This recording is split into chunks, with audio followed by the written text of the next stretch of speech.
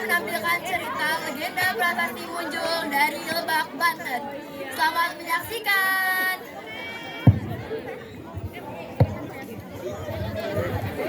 Munjul. Prasasti dengan bahasa Sanskerta tersebut ditulis oleh Raja ketiga Kerajaan Tarumanegara, Raja Purnawarman 395-434 Masehi. Menurut cerita, Purnawarman menulis Prasasti Munjul untuk mengabadikan suatu peristiwa. Peristiwa apakah itu? Temukan jawabannya dalam cerita legenda Prasasti Munjul berikut ini. Dahulu, saat masa pemerintahan Raja Purnawarman, perairan Ujung Kulon dikuasai oleh para bajak laut yang menjadi ancaman bagi para nelayan, karena mereka kerap merampas tangkapan para nelayan. Para bajak laut yang dipimpin oleh seorang yang sakti dan dapat berubah wujud tersebut kerap beraksi di wilayah perairan Tarumanegara. Pada suatu hari, gerombolan bajak laut itu sedang merampok perahu yang ditumpangi oleh 3 orang nelayan. Serahkan culikan kalian sekarang. Jangan Tuan, itu untuk kemakan keluarga kami. Namun, baru saja para perompak itu memindahkan ikan hasil rampasan ke kapal mereka, tiba-tiba dari kejauhan terlihat sebuah kapal besar milik Kerajaan Tarumanegara dengan bendera naga yang berkibar melaju ke arah mereka. Pemimpin bajak laut justru merasa senang karena akan memperoleh harta rampasan yang banyak. Ia mengerahkan anak buahnya untuk melawan pasukan Kerajaan Tarumanegara yang dipimpin oleh seorang menteri dan Laksamana. Wahai anak buahku, serang kapal dari kerajaan itu. Serahkan keluarga harta kalian, karena kuota raja kalian tidak akan sebanding dengan pemimpin kami. Apa kalian yakin bahwa pemimpin kalian bisa mengalahkan raja kami?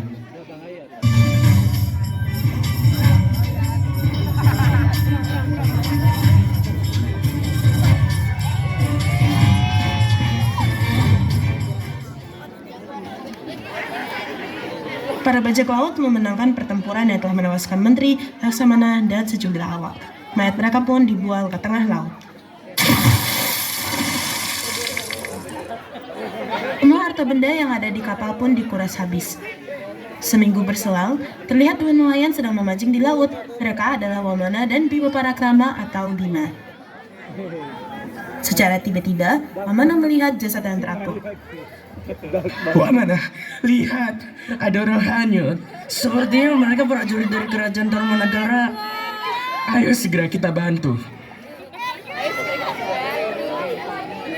Hai, apakah kamu merupakan prajurit dari kerajaan? Benar. Apa yang terjadi sehingga kamu bisa mengambang dan seluruh tubuhmu dipenuhi dengan luka? Saya dan prajurit lain sedang melakukan pelayaran, namun di tengah pelayaran kami melihat nelayan yang sedang dirampok oleh bajak laut. Kami mencoba membantu, namun bajak laut itu tak bisa dikalahkan. Mereka pun memutuskan pergi ke kerajaan untuk menghadap raja. Sesampainya mereka di kerajaan, Wamana pun meminta izin ke prajurit untuk masuk ke istana kerajaan. Kami ingin bertemu raja untuk memberi suatu kabar penting. Hei, apa yang terjadi padamu? Beri kami izin masuk menghadap raja untuk menjelaskan semua. Baik, silahkan masuk.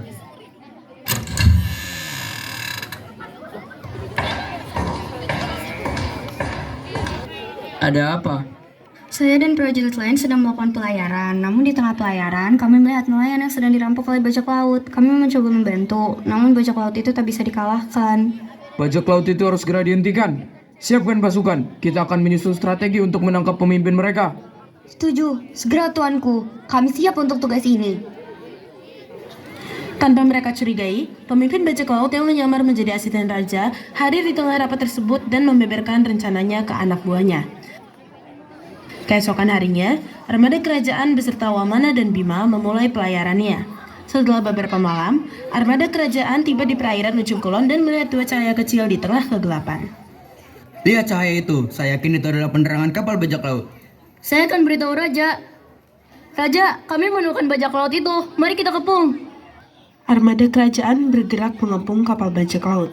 Sementara itu, gerombolan bajak laut sudah terlelap, menyisakan 3 orang yang tengah berjudi. Mereka dikejutkan dengan hujan tombak dan anak panah. Kapal kita diserang. Cepat beritahu yang lain. Tuan, kapal kita diserang. Gawat, mengapa kalian tidak berjaga? Namun, semuanya sudah terlambat. Pertempuran sudah pecah yang ditandai dengan bunyi trompet.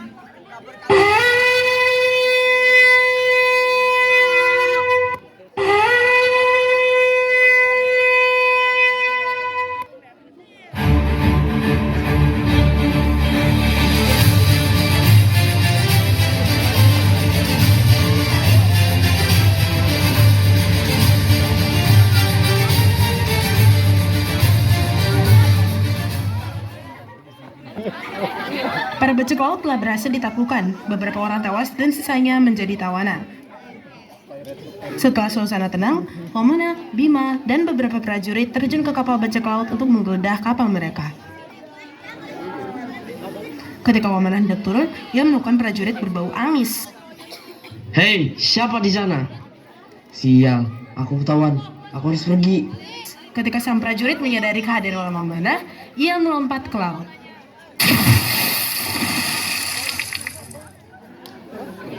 Ia kembali ke armada dan menginterogasi para tawanan bersama sang raja. Siapa pemimpin kalian? Kami tidak tahu, Raja. Wujudnya selalu berubah-ubah. Tapi ia memiliki ciri berbau amis dan memiliki penyakit asma, Raja. Wahai Raja, saat saya memeriksa kapal bajak laut, saya menemukan prajurit berbau amis yang terjun ke laut. Sepertinya ia adalah pemimpin mereka. Tidak bisa dibiarkan. Kita harus mencari sekarang juga. Raja beserta rombongan bertolak menuju pantai Teluk Lada. Mereka menyusuri aliran sungai Cidengyang hingga ke pedalaman.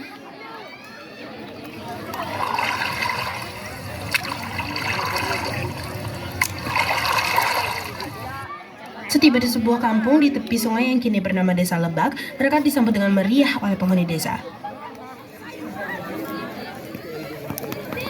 Selamat datang Raja Purnawarman. Selamat datang Raja. Silakan beristirahat di pendopo yang telah kami siapkan. Terima kasih. Untuk merayakan kemenangan, rombongan raja dan penghuni desa segera mempersiapkan segala sesuatunya. Para pria menyembelih puluhan kerbau untuk dimasak oleh para wanita.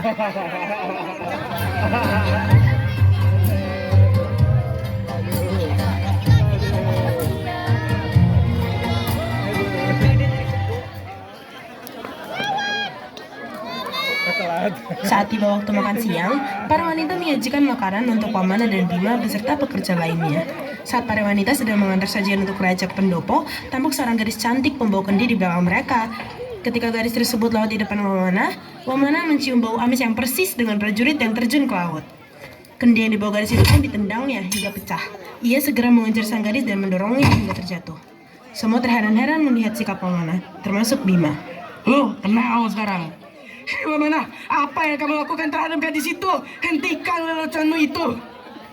Kendi ini berisi air minum yang telah dicampuri racun.